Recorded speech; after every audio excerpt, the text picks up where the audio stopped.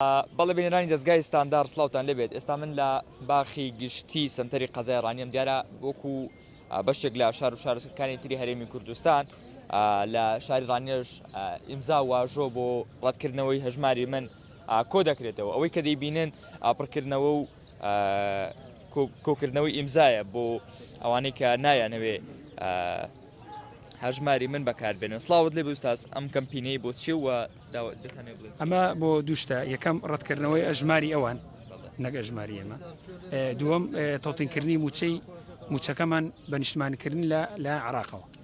ئەوە هەر کەسێک کە بیەوێ ئیمزاکەی بکە و ئیشەڵا ئیمزاکان کە سێ ڕۆژ بەردەوام دوێ ئیمزاکان دوای کۆ دەکەینەوە دەینێ لایانی پەیوەنددار لە بەغدا دادگای فیدراالی و وزارتی دارایی عێراق. چۆن پێشوازی کراوە و تا چەند ئیمزا کۆکراوە؟ ئێستا نزیکە 250 ئیمزا کۆکراوەتەوە، ئەوە بەرەو زیاتر دەڕۆ ئیشەڵا. پێشوازی فەرمانبەران و مامۆستایان و خانیشتینان بەڕاستی پێشوازیکی زۆر باشە و هەمووی دێ ئیمزای دەکات. تەنانەت خەڵکی کاسپیش دێ، بەڵام لەبەرەوەی زیاتر بۆ فەرمانبەرانە بۆیە دەنا خەڵکی کاسپیش داوای کردووە ئیمزای بکەن.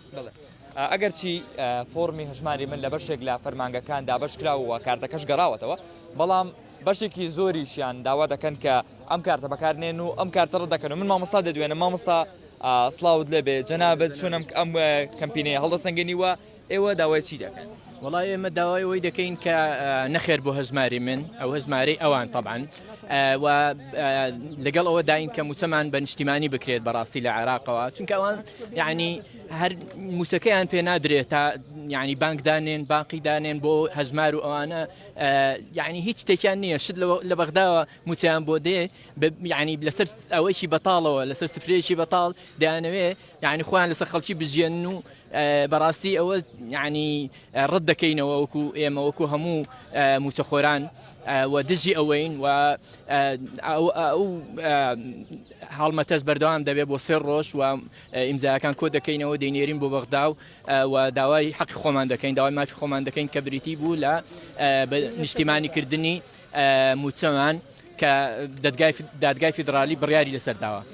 زۆر سپاس. ئەمە لە کاتێکدا ئەگەر چی ئێستا هەژماری من دوو کێشەی سەرەکی هەیە، ئەوانیش نەبوونی متمانەی خەڵک بە ئەم کارتە ئەم بانکیە لە هەمان کاتدا بەپێی بڕیاری دادگای فیدراالی تەوتین تەنها لە ڕێگەی بانکە فیدراالیەکانەوە دەکرێت. من دەمێت قسە لەگەڵ جەناب بکەم ئوستاز ئەگەر هاوکاریم بکەیت. بەڵێ دەمەوێت بەشێکی تر لەو بەشداروانی کە ئیمزایان کردووە وەربگرم. ئوستاز سڵاوت لێبێ، دەمەوێت بزانم چۆن ئەم کەمپینان هەڵدەسەنگێنن و تا چەندە گرنگە بۆچی هەژماری من لی دەترسن؟ وڵی هەرسەنگانەکە چییە؟ خەڵک بێسیقەیە لە حکوومەتی کوردیا هەمووی بێسیقەیە، بۆیە هیچی ناوێ بکەوێتەوە لە هەرێم هیچ شتێکی هەبێت و دەوێت بکەوێتەوە سەر مرکزیەکەی بەغدا. ڕاستی مەسەلە بێمتمانی خەڵکە بەرامبەر حکوومەتی کوردی هەمانە. ئوستاز تۆ دەڵێ چی دەربارەیەم؟